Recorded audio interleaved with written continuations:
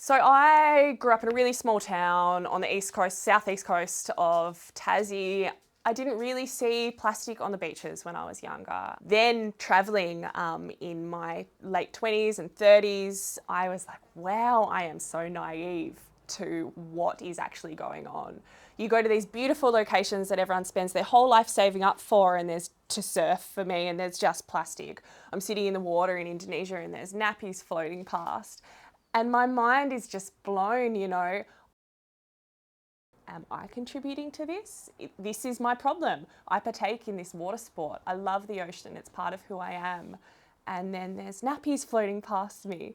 What's the world come to? Is this what we really want to see and experience? And then I go for a surf here, out the front, at home, in this beautiful, cold, temperate water, my paradise, and just think, this is who I am, this is the place that makes me feel better, but this place is so sick and we're just not seeing it. I watch Australasian gannets fly past. I look at all the birds on the beach when the mutton birds head past on their migration, and I'm just in awe.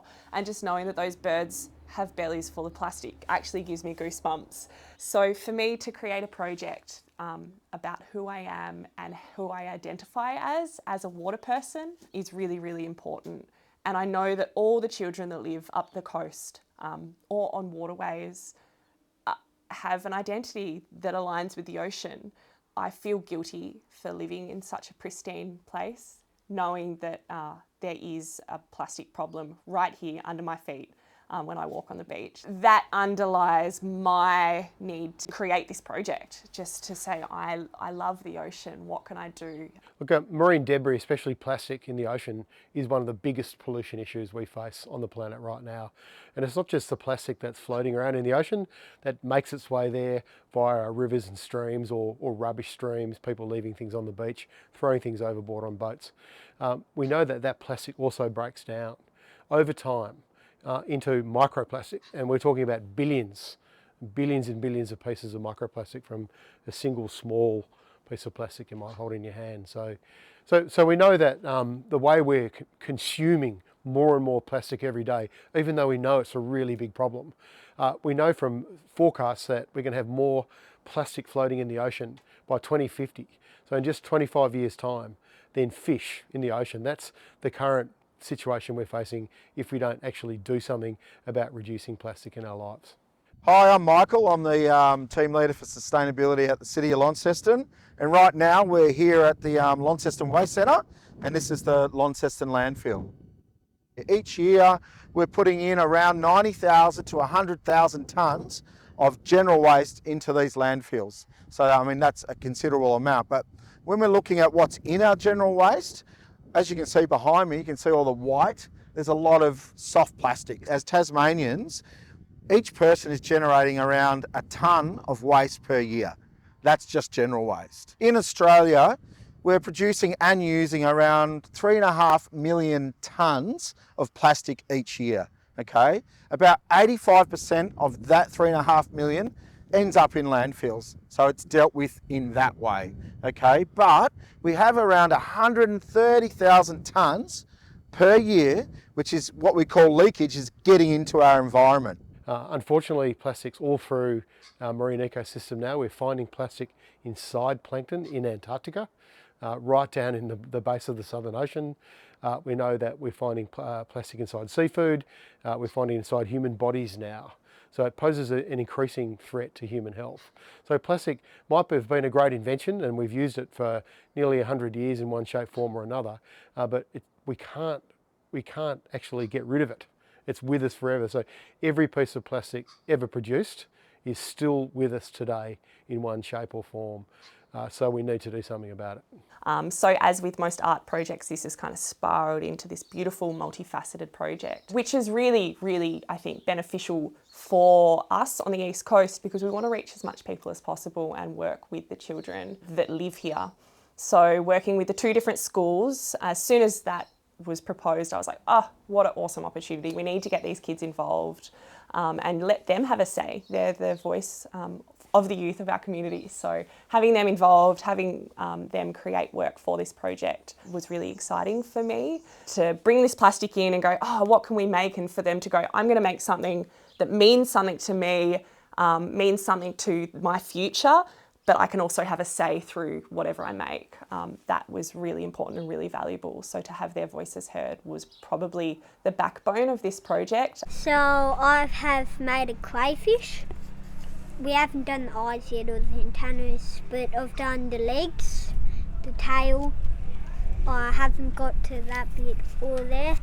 It's like a thong. I used a thong, as you can tell by the other side. And there's the little marks. When it's done, it's gonna have like another leg there. I'm missing a leg at the moment. Gonna have metal antennas, bit of eyes on the antennas. Oh yeah, there's tons of animals that can't really see that well. They'll think it's another fish and they'll go to eat it.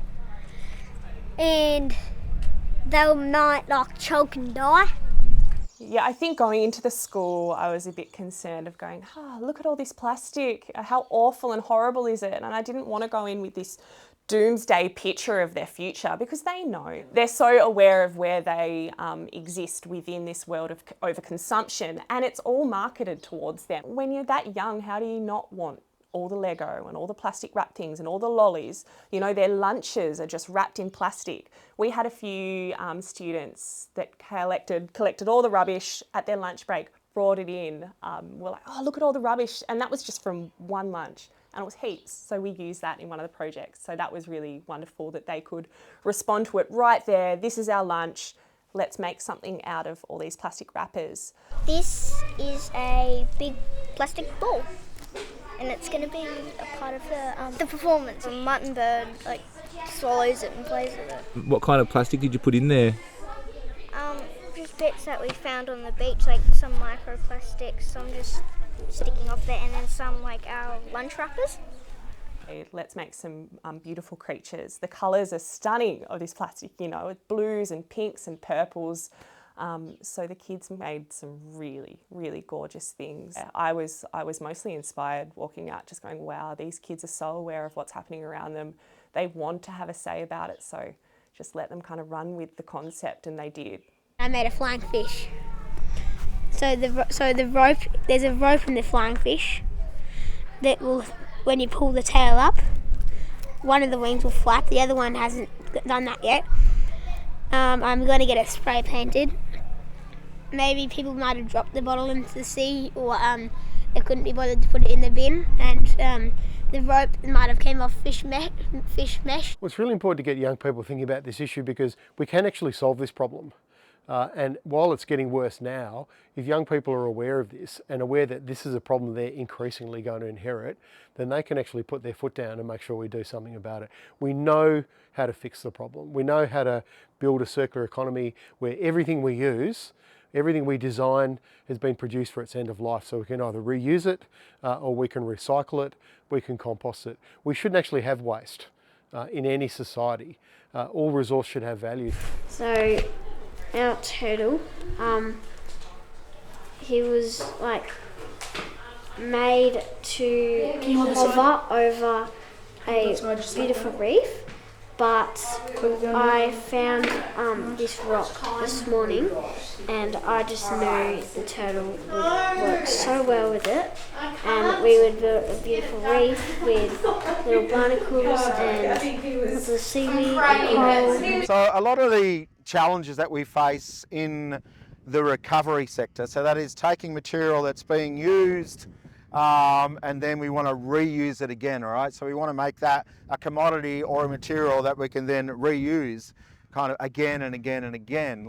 So we're talking about like a circular approach to things, whereas in the past it's been a lot of you make something, we use it, we throw it away. It's linear, you know, but we want to talk about a circular approach where we make something, we use it, then we maybe process it and reuse it back into what we made it in the first place, okay? So that's a circular economy type of principle.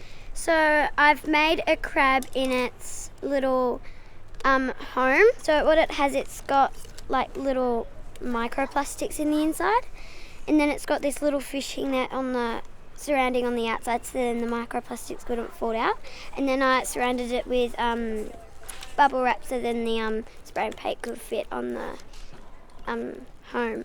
I think what this base here for the crab is like a cap for a bottle, and then it's got these pipe cleaners on there for the legs, and I sticky taped it on the bottom to stable it, and I put foam on here so then we could stick on the eyes, and the eyes are made out of foam too. Increasingly young people are going to inherit this problem. It's only going to get bigger if we don't do something about it. So it's really important that they understand the seriousness of the issue, but also that there's a positive side to this and that they can be optimistic because solutions exist. We actually know what to do. Maybe we can raise education and awareness and help people better understand how their habits are contributing to the problem, or what they can do, for example, to refuse plastic or recycle better. But also young people are going to inherit a system that supports more production, an economic system and a political system that supports more production of plastic. And we actually have to change it at the systemic level as well by, for example, regulating companies. So companies that produce plastic waste, if you produce it, it's your responsibility. It's not the responsibility of future generations. You're responsible for it. You need to do something about it. And governments have a role to play here. Governments need to regulate industry. They need to regulate pollution.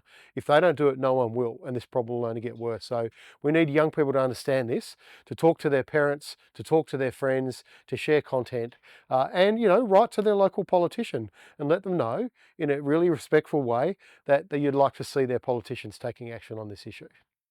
So essentially we're working with plastics that have been found out in the ocean, and then here we are looking straight at it, so it really relates. I feel that Bicheno as a whole is a very environmentally conscious community, because they have to be. They've got their iconic little penguin, and then we've got the whales that migrate up and down the coast. They will see sea life a lot. The whole beach and town is right there. It's kind of all combined. So these children's lives are the coast. It is the beach. This school encompasses everything that we're talking about today with plastics. So for us to do this project and have Bicheno involved, it was non-negotiable. Like, we just had to get this school involved, and they're amazing. They've jumped straight on boards, and the kids are so receptive. It's not just an install with artwork from children. There is a narrative under all of this. My name is Adam Thompson. We're in Launceston, in the offices of the Aboriginal Land Council of Tasmania. Yeah, so I was involved in the Whale Trail project since the beginning. I was asked to write a narrative story for the project.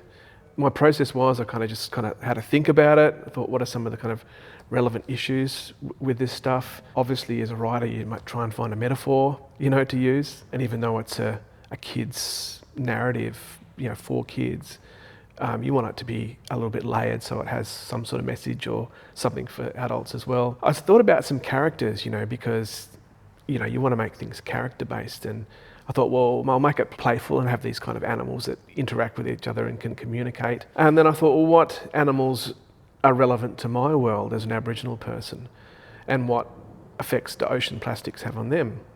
And so I thought, well, I go mutton birding. It's a cultural practice of Tasmanian Aboriginal people. One of the things we've observed is that when we catch the mutton birds and bring them into the shed to process them, we squeeze the mutton birds out, or the contents of their stomach out into a barrel. And, that's all of the stuff that's been fed to them by their parents. So all of the krill and fish and everything they've been eating. And so, you squeeze them out and you get all this beautiful amber coloured oil that floats to the top of the barrel, and all of the gurry that stays down below.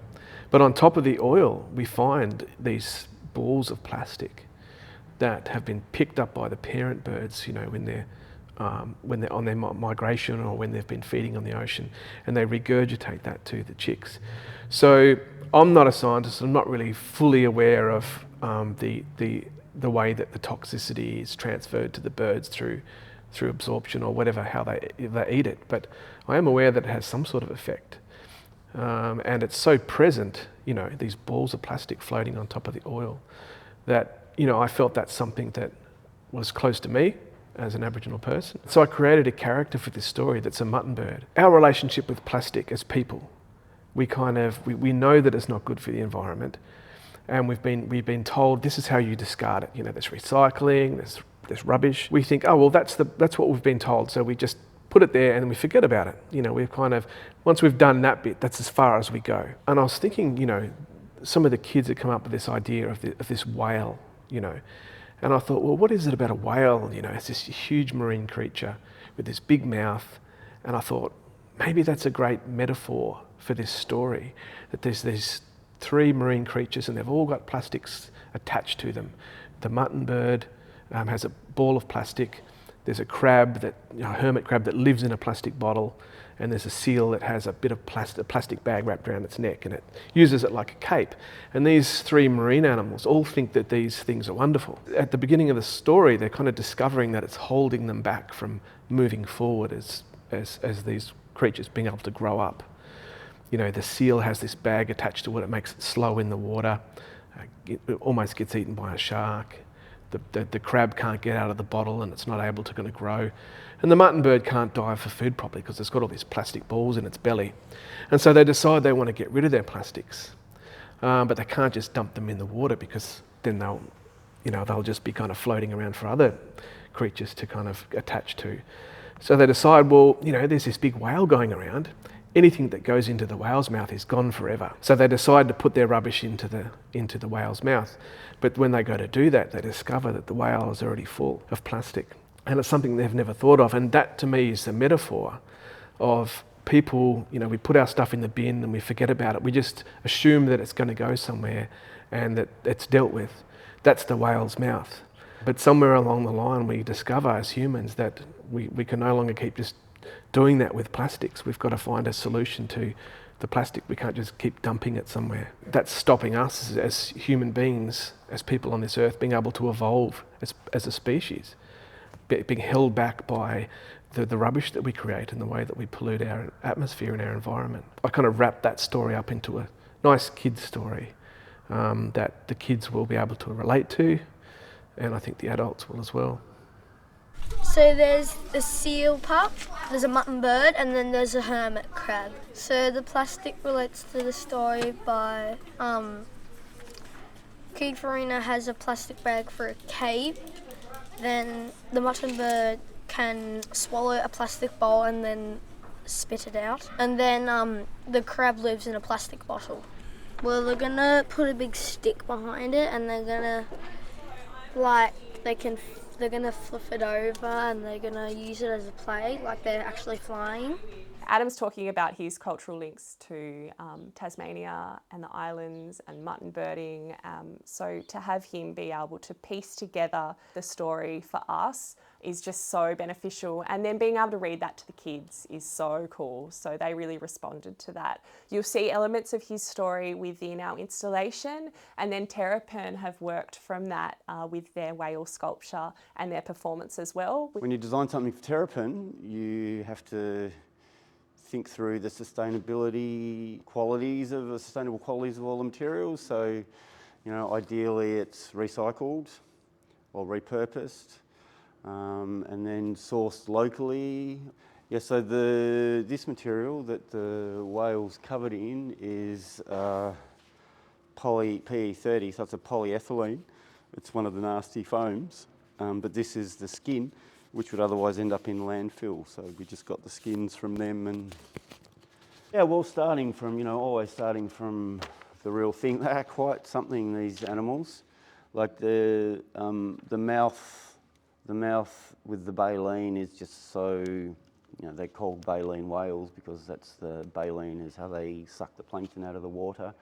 So starting from that, we sort of got that comes first, and then sketches and get the shape first. And we were actually still working on the character of it, so make her a bit more, not cartoony, but we'll just show her mouth and try and get her a bit smiley, and maybe make some of the finishing around the head a bit coarser so that it looks a bit more handmade. So you can sort of see the hand in it. So this is my crayfish project interrupt, all finished. I stabbed, this is my eyes, you've seen the legs and the tail. So for the eyes I drilled holes and then I tried to bend it through, which worked out pretty good.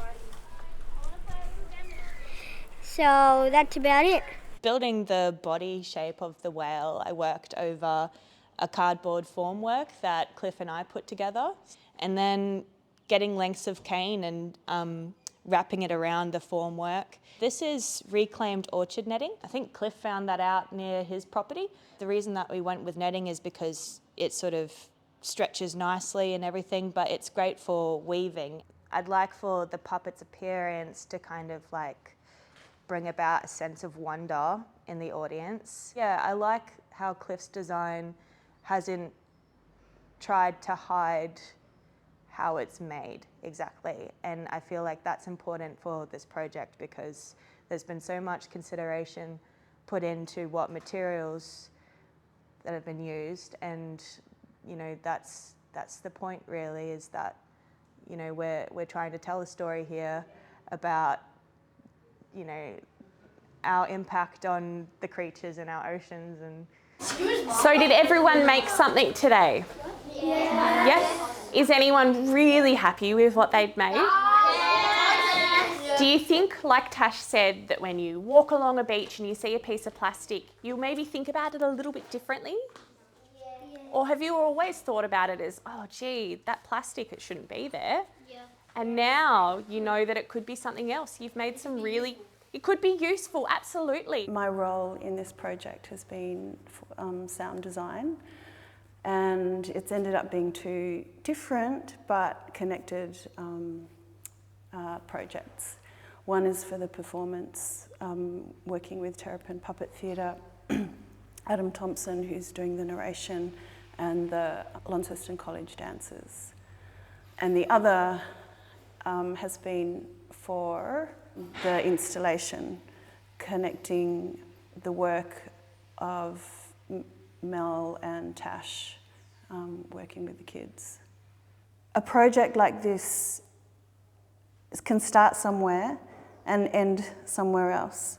For me, as Tasmanian Samoan, with deep connection to the islands, this project is really quite important as well, and I can see a life beyond what we're doing for Junction Arts Festival. Basically, I'm really excited about the next life of this project because I see it as a really great model to share and take to the islands and work with community over there in a creative way, but in an educational way as well, teaching about where plastics come from, right from the start, where they can end up if it's not managed properly.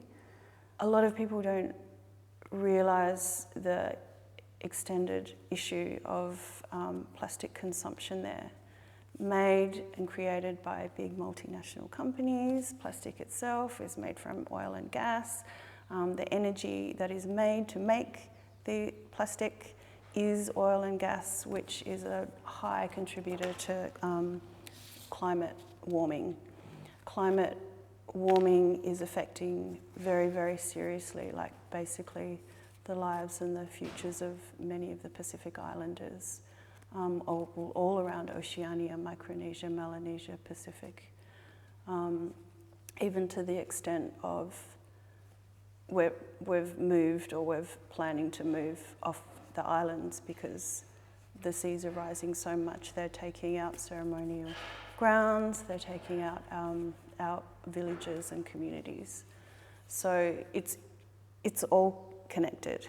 During this project coming together, we actually had Sam from Project Interrupt travelling up the coast in his boat that he made entirely from ocean debris. Just so timely to have him stop in Bicheno, and all the kids went down and saw him, and then in St Helens as well.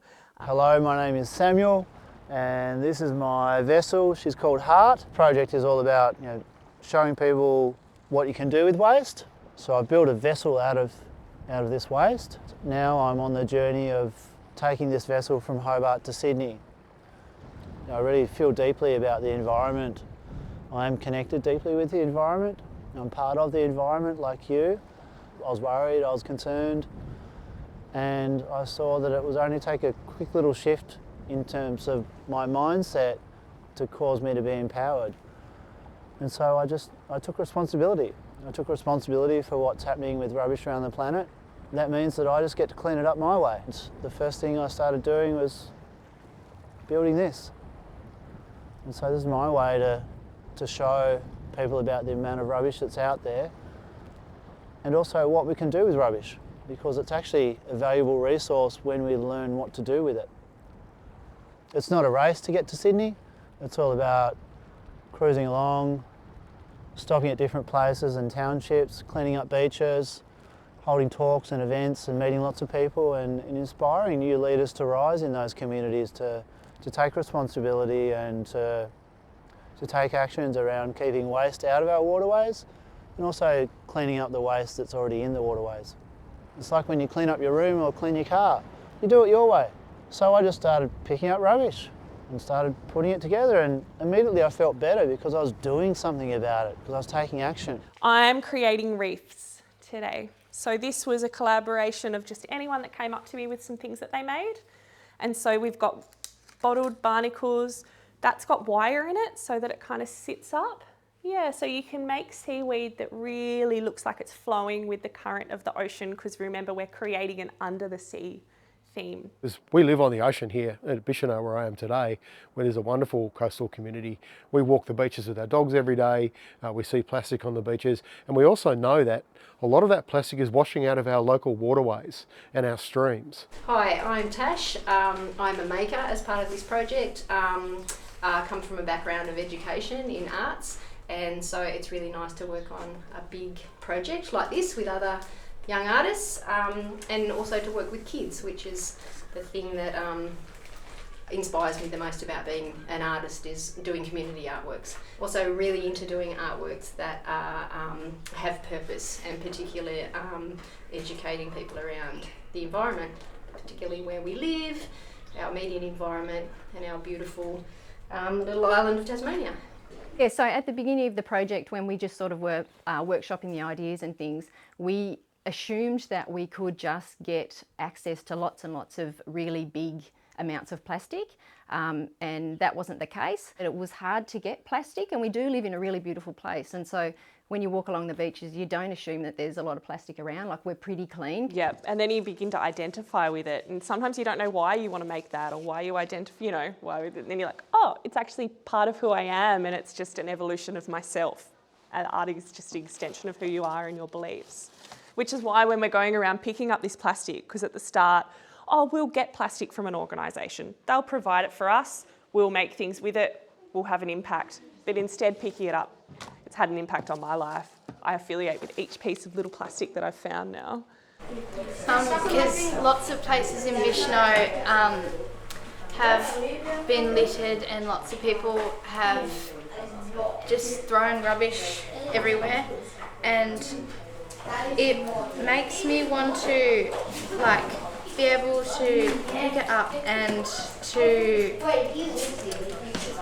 put it in the right spot and just make Bicheno as clean as possible for everyone in the future and now. And I feel the same doing this project, just collecting the rubbish. It's made me really notice it. Even when I drive the car, I notice a lot of rubbish that sits in the storm waters and on the edges of the beaches, and just rubbish bins that are even overflowing, and some of the rubbish coming out of it. I can look at every little single piece of plastic and know exactly what area I picked that up from, and and every time you do, like an artist, you have a look at it, you wonder where it came from, what it came from, who had it, what they used it for. What I'm doing now is the least glamorous part of the job, and it is just that some of the rubbish, we really did try and stick to the brief of collecting rubbish from the beach, and if not from the beach, then definitely like along the roadsides that go directly into basins and stormwater areas and all that kind of thing. So this is the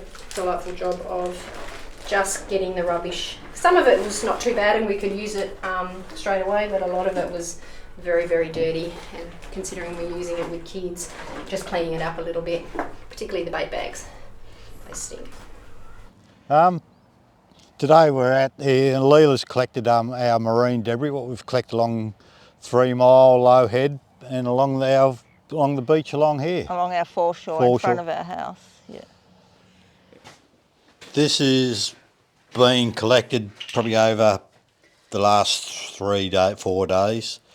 About, I think we walked 16k. That's so, and we haven't picked up everything because some of it you just physically can't pick. So you got squid jigs, cans.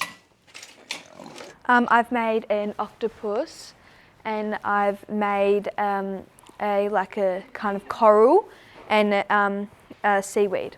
I made it out of plastic, there was beer bags, there was apple bags, and then I just spray painted it in different colours and spiraled up a little piece of wood, made it look like kelp, and I just used a solo bottle to make an octopus and cut it so there's tentacles and put different things on the top. To reduce the plastics that we use, we can try to use paper bags or something like beeswax, reusable stuff that's not going to harm the world and the sea life. Yeah, you can use anything to make art. At the moment we're using plastic to make art out of rubbish that we found from the beach to send a message out there to let people know we need to calm down, stop using so much plastic and try to use other resources that are better for the world. Art is a great way for the artist to express or send a message in something other than words, and it's really good for the receiver to try and get an understanding of what the artist is putting out there. We're going to be in a tent. It's going to be really dark. It's like an installation space that's going to be in the main hub of the festival. And so the idea about this space is that in the year 2050, there will be more plastic in the ocean than fish. Today I have been making various bits of ocean-themed art for Junction Arts Festival. Well, the materials we've been using is various things that Mel and Tash have found on the ocean just around the community, and we're using that to make art, and I think that's pretty cool and important because not only are we doing our part in cleaning up but turning trash into something beautiful, something cool, something that everyone can enjoy. And the message that we're trying to communicate today is bringing awareness to just the overall amount of plastic we have in the ocean and how it affects our wildlife, and just trying to show that in the best way possible, which is a big art installation. I'm part of the team for the Junction Art Whale Tail project, and today I've just been making some kelp, plastic kelp, and some crabs and just sea creatures for the project. I live in St Helens, near the beach, and all the plastic that goes in there is horrible, and it's a real issue that I think needs sorting out. So this is just a bit of coral that I made, and it's just a tub that I just spray painted, and I put some fake grass on there, and it's really just coral to go on that. This is going to be a whole coral board that's just going to be the background and really cool stuff like that, and I think eventually that'll go on there and it'll just blend in really nicely. And well, I found personally as an artist that I just had to go and get it. I was really conscious of making stuff and getting the ball rolling, so I just started walking with the dog, walking with the kids. Every outing and every time I drove anywhere, I would be stopping on the highways and picking up plastic. It's been such a massive journey, and it has had a huge impact on me beyond the joy of making and creating with the kids. One of the project's aims was to work with the local kids to evolve their understanding of the global plastic waste issue. And yes, this definitely has happened, but my understanding of the global plastic waste issue has also evolved. I've learned so much alongside the students. It's definitely expanded my own environmental consciousness as much as it has theirs. The challenge of not being able to access ocean waste in bulk turned out to be such a positive. Going out and collecting the waste myself really highlighted where the problem areas are locally. The act of collecting the plastic connected me to the waste itself as such a useful resource. The art materials that we found really dictated the things that we were able to make. I became personally invested in all the tiny, colourful little bits of discarded things that I picked up. This project has been a real motivator to take action by intercepting and disposing of any waste before it reaches our oceans. My own children now say, take 3 for the sea and anything else there may be. If we all can take action, we can make a really big impact. Yeah, and so just going and collecting the plastic myself and with my family just made me super aware of how much actually is out there. That as a whole, this whole project, there's lots of different elements, but it definitely comes together, I believe, through Adam's storytelling, and then obviously our installation and the children that are part of this whole project. I really hope that people come in and see all the plastic on display, and just basically there's so many different ways to immerse yourself in this project as a viewer and also someone that has been involved, because I believe it's touched so many people. All this plastic was found in Tasmania, my paradise, my special clean home that's not that clean. So yeah, if I can just bring this to people's attention, for me, that's just one little goal ticked off of many goals when it comes to working in the environmentally conscious art space as a surfer. So this is a power of art and storytelling through creative means, is that we can make a positive difference,